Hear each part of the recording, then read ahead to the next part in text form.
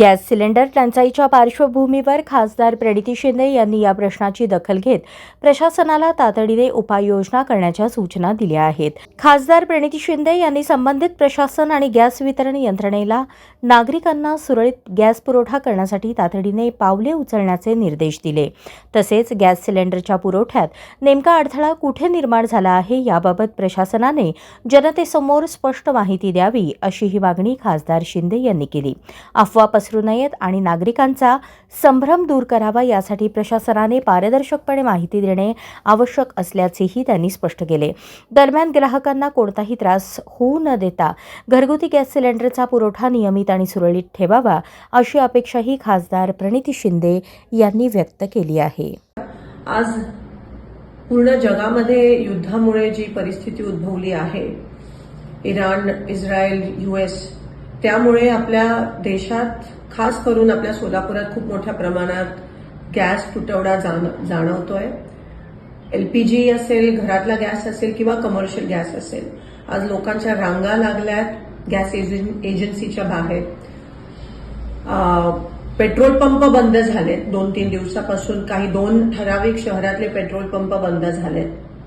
सोलापुरातले जवळजवळ 200 ते 250 उद्योग ठप्प झालेत. काही फॅक्टरीजमध्ये फक्त 24 तास पुरेल एवढा गॅस पुरवठा आहे.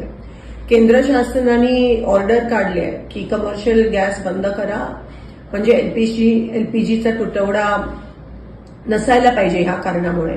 पण आज आपण बघतोय की LPGचे बुकिंगचे दिवस पण वाढवलेत. LPG डिस्ट्रीब्युटरच्या बाहेर पण रांगा लागल्यात.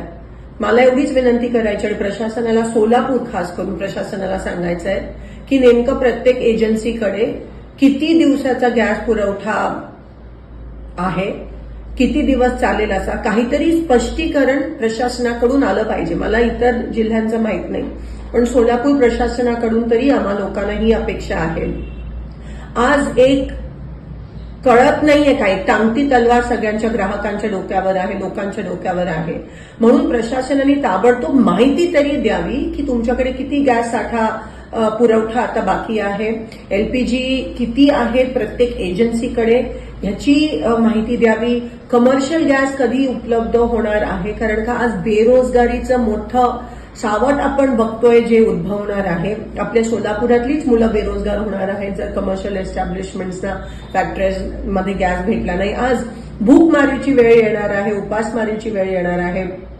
सगळे जे मिड डे मील्स तर बंद झालेत, कॅन्टीन, हॉस्टेलचे कॅन्टीन बंद झालेत. घरगुती गॅसला सांगतात गरम करू नका, शिळं जेवण खा.